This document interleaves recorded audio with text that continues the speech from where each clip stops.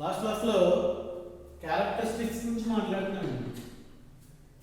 దాంట్లో ఏమేమి చూస్తాము అనేటువంటి మనం చూసినట్లయితే వాటి యొక్క వేరియబుల్ ఆపరేషన్ స్టేట్ చూస్తాం, అండ్ కలర్ చూస్తాం, అండ్ కెటాలిటిక్ ప్రాపర్టీ చూస్తాం, అండ్ ఎల్ఐ ఫార్మేషన్ చూస్తాం, అండ్ మెటాలిక్ క్యారెక్టర్ ఏంటిది మ్యాగ్నెటిక్ ప్రాపర్టీ చూస్తాం. దాని తర్వాత వెరీ వెరీ ఇంపార్టెంట్ వన్ అండి, that is complex formation. Complex formation గురించి మాట్లాడాలి. దీంట్లో కాంప్లెక్స్ ఫార్మేషన్ చూసినట్లయితే ఇక్కడ coordination component that means D block elements ఏవైతే ఉన్నాయో ఆ D block elements complex formation జరుగుతుంది. దట్ మీన్స్ కాంప్లెక్స్ ఫార్మేషన్ అంటే కోఆర్డినేషన్ కాంపౌండ్స్ ఫామ్ చేస్తాయి. కోఆర్డినేషన్ కాంపౌండ్స్ ఫామ్ చేయడానికి రీజన్ ఏంటి, అసలు కోఆర్డినేషన్ కాంపౌండ్స్ అంటే ఏంటి అనేటువంటి చూద్దాం. ఇది ఫామ్ చేయడానికి రీజన్ ఏంటంటే comparatively less size when compared to less size of their metal ions and high charge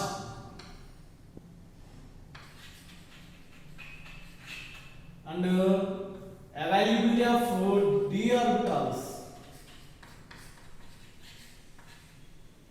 more number of d orbitals అనేటువంటివి ఖాళీ ఉండడం వలన అవి ఏం చేస్తాయంటే కాంప్లెక్స్ ఫార్మేషన్ చేస్తాయి. అసలు కాంప్లెక్స్ ఏంటి, ఇది ఎలా ఫామ్ చేస్తుంది అనేటువంటి దాని నుంచి మాట్లాడేది ఏంటంటే కోఆర్డినేషన్ కాంపౌండ్స్. కోఆర్డినేషన్ కాంపౌండ్స్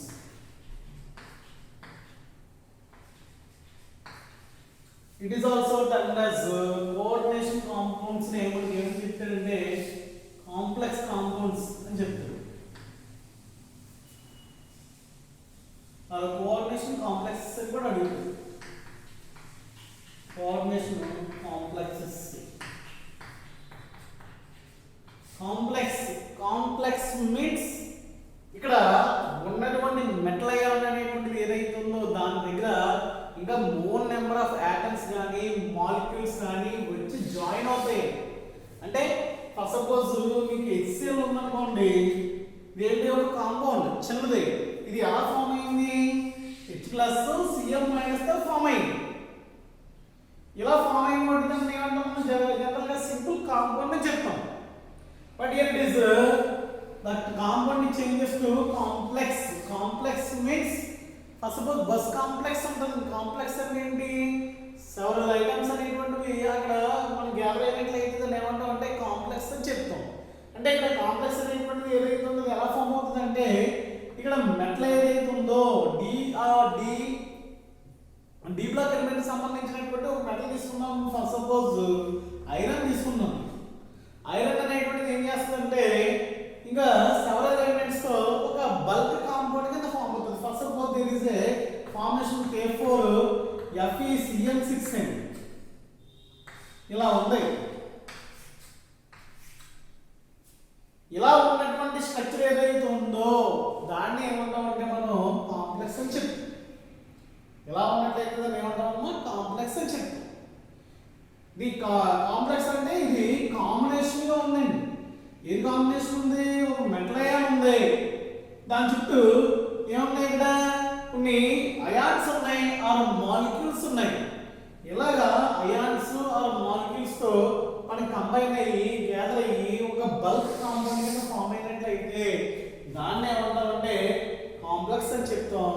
ఈ యొక్క కాంప్లెక్స్ అనేటువంటి దాన్ని ఇక డి బ్లాక్ నుంచి మనకి వచ్చేటువంటి ఇంకో చాప్టర్ ఏంటంటే coordination complex or coordination compounds అనేటువంటి చాప్టర్.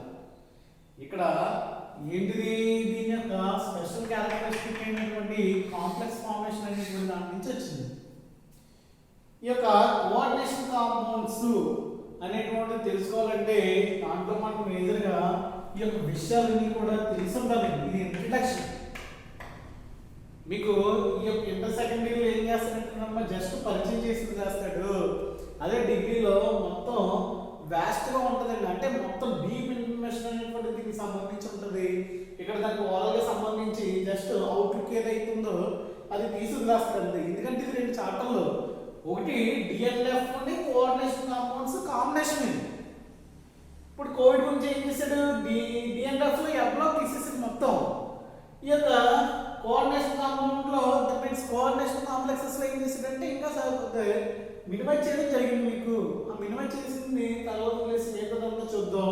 ఇప్పుడు ఏం మాట్లాడుతున్నప్పుడు నెక్స్ట్ చాప్టర్ వచ్చి coordination complexes or coordination compounds అనేటువంటి దాని గురించి డిస్కస్ చేయాలి. అదోందా కాంపౌండ్ కాంప్లెక్స్ అనేటువంటిది ఎందుకు చేంజ్ చేయాలో తెలిసినట్లయితే ఇది అర్థం ఉంటుంది. ఇలా చిన్నదిగా ఉన్నట్లయితే దాన్ని సింపుల్గా మనం ఏమంటామంటే కాంపౌండ్ అని చెప్తాం. ఇలాగా బల్కీగా అంటే సెవెరల్ ఐటమ్స్తో ఇది మిక్స్ అయి ఫామ్ అయింది కాబట్టి దీన్ని ఏమంటామంటే కాంప్లెక్స్ అని చెప్తాను. ఇలా కాంప్లెక్స్ అని చెప్పిన దాన్ని మనం ఏం చెప్తామంటే కోఆర్డినేషన్ కాంప్లెక్స్ కోఆర్డినేషన్ కాంపౌండ్స్ అని చెప్తాం. కానీ ఇక్కడ దీనికి సంబంధించి కొన్ని ఇన్ఫర్మేషన్ బేసిక్ డీటెయిల్స్ అండి.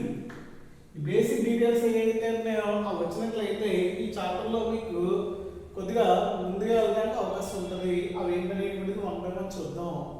ఇక్కడ first one is double solve.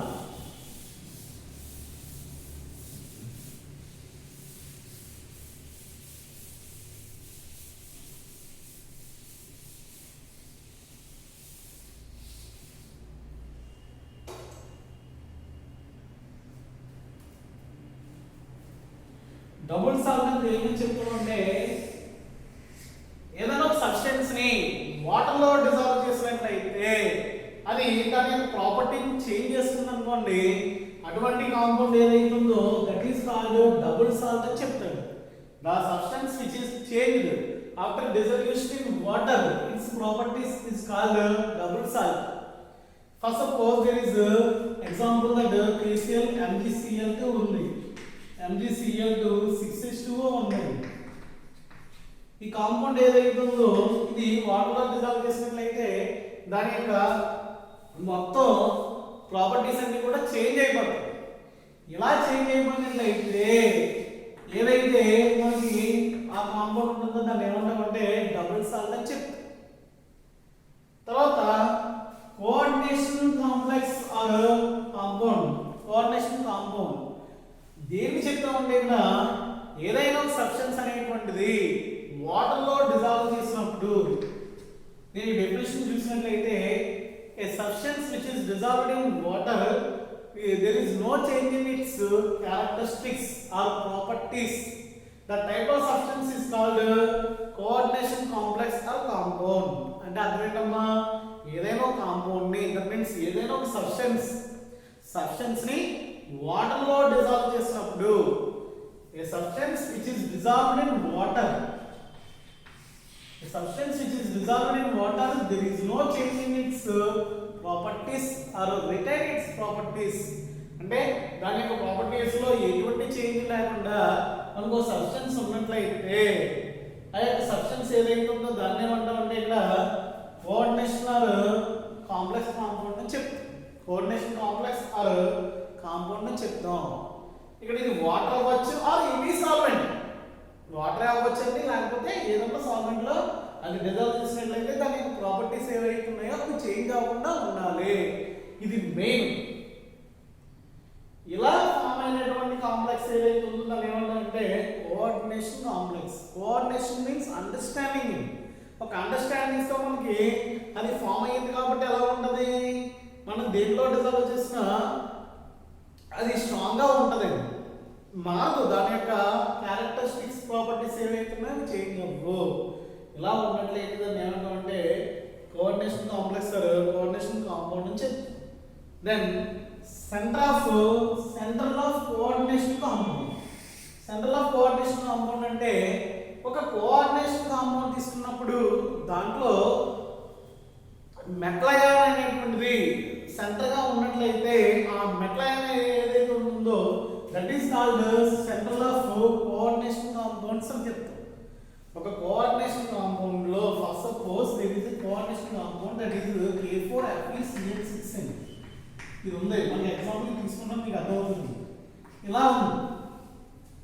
ఇలా ఉన్నప్పుడు ఏమన్నా సెంటర్ ఆఫ్ ఏం చెప్తాం అంటే ఇక్కడ మెటల్ అయాన్ డి బ్లాక్ లో ఉన్నటువంటి థర్డ్ సిరీస్ లో ఉన్నటువంటి మెటల్ అయాన్ అనేటువంటిది ఏదైతే ఉందో అది ఏం చేస్తుందంటే ఎలక్ట్రాన్ యాక్సెప్టర్ గా ఉంటది.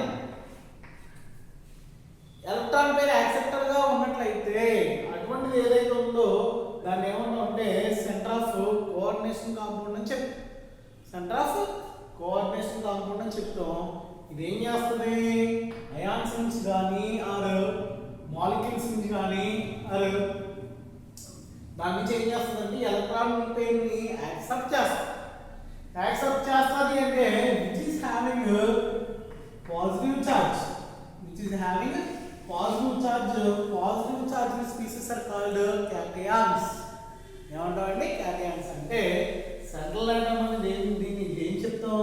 ఒక క్యాటయాన్ అనేటువంటిది ఒక కోఆర్డినేషన్ కాంపౌండ్ లో మిడిల్ లో ఉంటూ మిగతా వాటి నుంచి ఎలక్ట్రాన్ పేరుని యాక్సెప్ట్ చేయడానికి సిద్ధంగా ఉన్నట్లయితే that is called center of coordination compounds.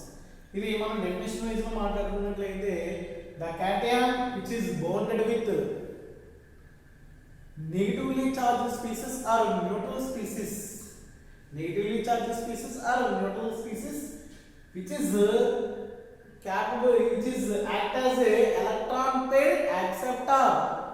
ఎలా బిహేవ్ చేస్తుందండి?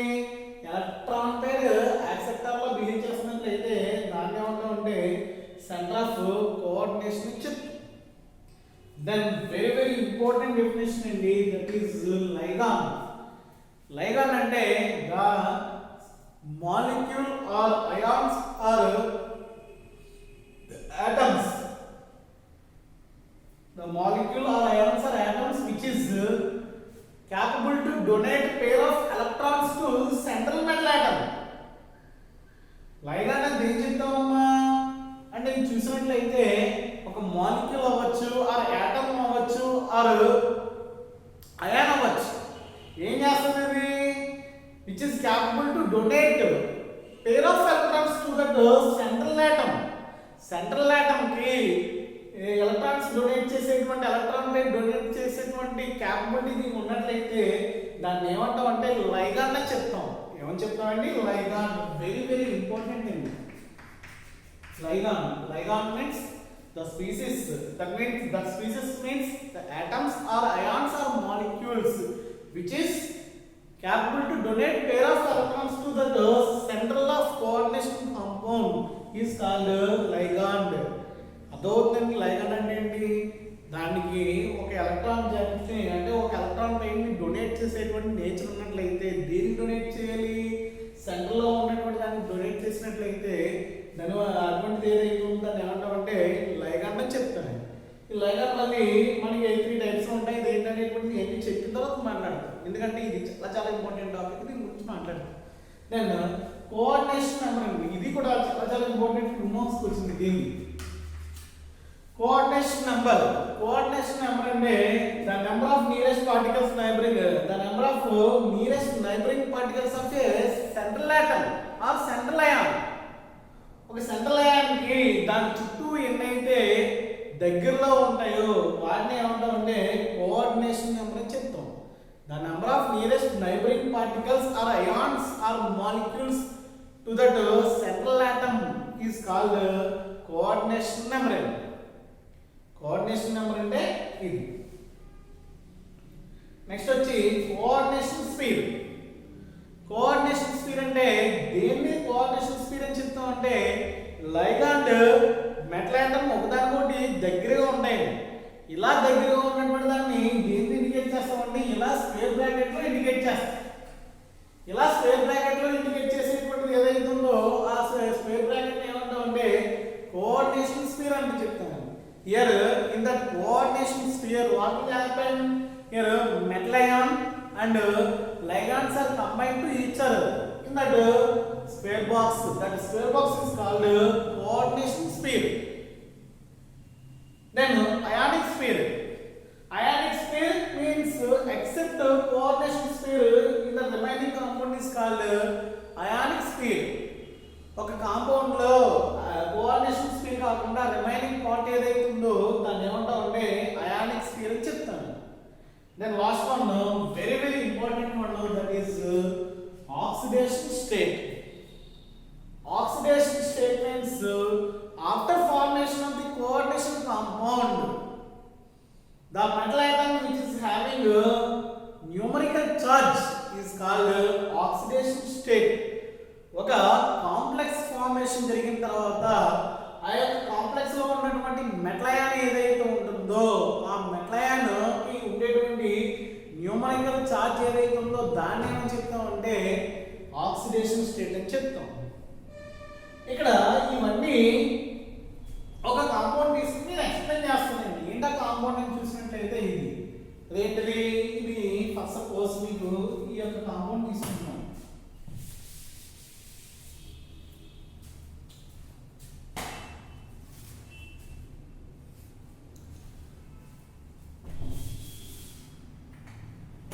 ఏంటో కాంపౌండ్ K4 ఇలా రాస్తాను. FeCN6 అనేటువంటి కాంపౌండ్ తీసుకుంది. ఇక్కడ 1 by 1 చూసినట్లయితే here centre of coordination compound. ఈ యొక్క కాంపౌండ్ లో సెంటర్ ఏది ఉంది అనేటువంటి మనం చూసినట్లయితే ఇక్కడ ఉన్నటువంటి మెటల్ ఏదైతే ఉందో అది సెంటర్ అవుతుందండి. Here that is centre of the metal అండి. సెంటర్ ఆఫ్ ది కోఆర్డినేషన్ అంటే ఐరన్. ఏమైందండి? ఐరన్ అయింది. దెన్ లైగాన్. లైగాన్ అని చెప్తున్నాం. దేనికి చెప్తున్నాం లైగాన్ అంటే? లైగాన్ ఉన్నటువంటి నేచర్ ఏంటి? The ligand means atom or molecular ion which is capable to donate electrons to that metal ion. Metal ion కి ఎలక్ట్రాన్ డొనేట్ చేసేటువంటి నేచర్ ఉన్నటువంటి దాన్ని ఏమంటాం అంటే లైగాన్ అని చెప్తాం. ఇక్కడ దీనికి కోఆర్డినేషన్ స్పీడ్ లో ఉన్నటువంటి లైగాన్ ఏంటండి? సైనైడ్. ఇక్కడ ఉన్నటువంటి లైగాన్ ఏంటి? సైనైడ్. సైనైడ్ ఏ చార్జ్ ఉంటుందంటే Cn మైనస్ ఉంటుంది. ఇది మాట్లాడదాం, లైగాన్ గురించి మళ్ళీ ప్రత్యేకించి మాట్లాడుతున్నప్పుడు. Next coordination number. Coordination number అంటే ఏం చెప్తామండి? The number of nearest neighbouring particles to that central metal atom is called coordination number. Central metal atom కి దగ్గరలో ఉన్నటువంటి బౌండ్ అయినటువంటి మెటల్ ఇది లైగాన్స్ ఏవైతే ఉన్నాయో దాన్ని ఏమంటామంటే కోఆర్డినేషన్ నెంబర్ అంటాం. ఎన్ని ఉన్నాయండి? ఇక్కడ Cn లో 6 ఉన్నాయి. అంటే దీని కోఆర్డినేషన్ నెంబర్ ఎంత అవుతుంది? 6 అవుతుంది. కోఆర్డినేషన్ స్పీర్ మీన్స్ ఇది ఏదైతే మనం స్క్వేర్ బ్రాకెట్ లో ఇండికేట్ చేస్తామో దట్ మీన్స్ FeCN6 అనేటువంటిది ఏదైతే ఉందో దీన్ని కోఆర్డినేషన్ స్పీర్ అని చెప్తాం. అండ్ అయానిక్ స్పీర్ అంటే ఏంటండి? ఈ యొక్క క్యాటయాన్ ఏదైతే ఉందో అది దానికి K4 ఉంటాయి. ఇప్పుడు ఏం రాయాలి? 4K+. ఎన్ని పొటాషియమ్స్ ఉన్నాయి? 4 ఉన్నాయి కాబట్టి ఇలా రాస్తాం. ఇప్పుడు ఫైనల్ ఆక్సిడేషన్ స్టేట్ గురించి మాట్లాడాలి. ఇది ఒక కాంప్లెక్స్ తయారైంది. కాంప్లెక్స్ తయారైన తర్వాత ఆక్సిడేషన్ స్టేట్ ఏమి ఇవ్వాలనేటువంటిది ఇక్కడ ఉన్నటువంటి దాన్ని బట్టి డిసైడ్ అవుతుంది. ఇది సైనైడ్. సైనైడ్ కి చార్జ్ వచ్చి -1 అంటే ఇది ఎంత అవుతుంది? 6 ఉన్నాయి కాబట్టి -6 అయింది. 6 ఉన్నాయి కాబట్టి ఇది ఎంత అయింది? -6 అయింది. బయట K ఉంది, పొటాషియం 1 కాబట్టి K+ అది ఎన్ని ఉన్నాయి? 4 ఉన్నాయి కాబట్టి ఇది +4 అయింది. మొత్తం టాలీ అవ్వాలంటే ఎంత తక్కువ ఉంది? ఇది +2 ఇది -6 ఉంది కాబట్టి మొత్తం 0 అవ్వాలి. కాబట్టి అప్పుడు ఇది ఎంత అవుతుందంటే +2 ఆక్సిడేషన్ స్టేట్ లో ఉంటుంది. ఎంతలో ఉంటుందండి? +2 ఆక్సిడేషన్ స్టేట్ లో ఉంటుంది. అందువల్ల ఇక్కడ ఆక్సిడేషన్ స్టేట్ వచ్చి ఎంత అవుతుందంటే +2 అవుతుంది. ఇది ఒక కాంపౌండ్ సంబంధించి ఓవరాల్ ఇన్ఫర్మేషన్ సంబంధించిన విషయాలు ఎలా ఉంటాయి. నేను లైగాన్ గురించి మాట్లాడుతూ ఉన్నాను కదా. లైగాన్ వచ్చి మనకి 3 రకాలు ఉంటాయండి. ఏంటో 3 రకాలు అనేటువంటి చూసినట్లయితే it is positive ligand. First negative ligand చూద్దాం. నెగిటివ్ లైగాన్స్ సఫిక్స్ ఓతో ఎండ్ అవుతుంది. Suffix O. సఫిక్స్ అంటే ఏంటి? చివరిలో ఉండేటువంటిది. అంటే ఫస్ట్ సపోజ్ నీటి లైన్స్ ఏమున్నాయంటే మనకి Cl minus which is called chloro, Br minus which is called bromo. Next Cl minus which is called cyano. Next OH minus which is called hydroxo. C2O4 minus oxalato. ఇలా మనకి negative charge ఉన్నటువంటి అన్ని కూడా దేంతో end అవుతాయి అంటే ఇలాగా ఓతో end అవుతాయి. దేంతో ఎండ్ అవుతాయమ్మా? ఓతో ఎండ్ అవుతాయి. ఇవి నెగిటివ్. అలా కాకుండా దీంట్లోనే న్యూట్రల్ లైగాన్స్ ఉన్నాయి. న్యూట్రల్ లైగాన్స్ వచ్చి మనకి చాలా చాలా ఇంపార్టెంట్ అండి. మెయిన్గా 3. దాంట్లో ఒకటి NH3 which is called imine. And 2 water aqua.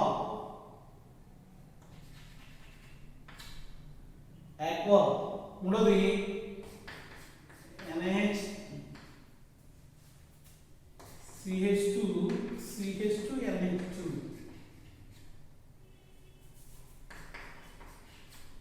Ethylene డైఏమిన్.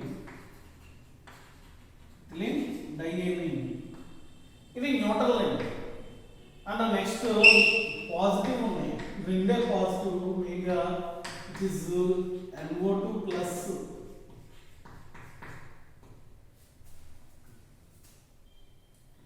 నైట్రోనియం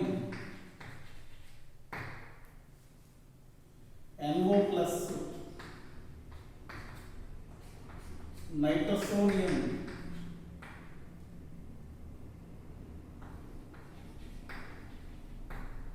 ఇలా లైగాన్స్ మనకి 3 రకాలు ఉంటాయి. ఒకటి పాజిటివ్, ఒకటి నెగిటివ్, అండ్ మూడోది వచ్చి న్యూట్రల్ లైన్ అండి.